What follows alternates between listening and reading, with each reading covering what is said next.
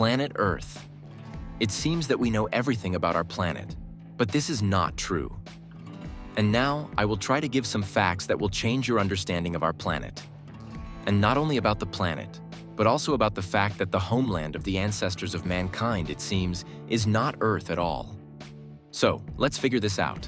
In the biochemical exchange of life on Earth, a very large role is played by a chemical element, of which there is very little on Earth. This is molybdenum. The most likely explanation for this phenomenon is that life originally originated in another world, on another planet, where there was much more molybdenum than on Earth, and where its role is very important, and in the conditions of our planet would be very justified. In addition to this, as a result of many years of research, the American scientist Schroeder discovered a number of chemical elements, of which there are also few on Earth. But even a relatively large increase in their dose in the soil not only does not harm plants, as is usually the case, but even prolongs their life. These elements include nickel, manganese, chromium, vanadium, molybdenum.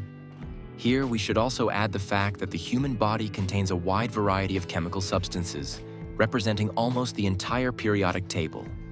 However, only 14 of them were recognized as vital, including the above-mentioned nickel, manganese, chromium, vanadium, molybdenum, cobalt, silene, and fluorine.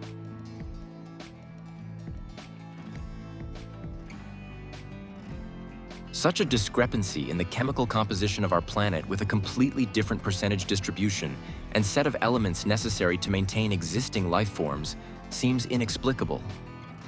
But if we accept the hypothesis of the extraterrestrial origin of all terrestrial life, then everything falls into place. Some terrestrial plants consume the sun's energy to the maximum in a different part of the spectrum than that emitted by our star. They behave as if they had gone through an evolutionary path of development on the planets of another star, the maximum radiation of which is shifted towards higher frequencies, which corresponds, for example, to Sirius. According to these conclusions, the ancestral home of terrestrial plants should be located near a star that, according to the Hertzsprung-Russell scale, belongs to the class of white bright subdwarfs, while our sun belongs to the class of yellow dwarfs. This may indicate that certain species of animals and plants were adapted to terrestrial climatic conditions from other planets. Some food crops do not have wild ancestors, such as corn. It cannot reproduce by self-seeding and become wild. For its reproduction, a rational being is needed. According to myths, a long time ago, this grain was given to people by beings who descended from heaven, whom earthlings considered gods. Here is what George Wells Beadle, an American geneticist and Nobel Prize laureate in physiology and medicine in 1958, said, "Corn contains a strange genetic cocktail, and it is impossible to find the exact ancestor of this plant on planet Earth. With wheat, too, everything is very, very strange." As a result of a global study of various types of wheat, scientists have established as many as 3 independent places of origin of this crop. Syria and Palestine turned out to be the birthplace of wild wheat and einkorn wheat, and Ethiopia is the birthplace of hard wheat, and the foothills of the Himalayas are the center of origin of soft varieties of wheat.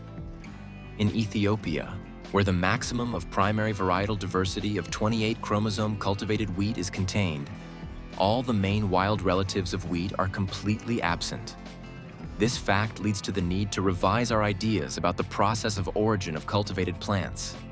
At the same time, the difference between wheat species is huge.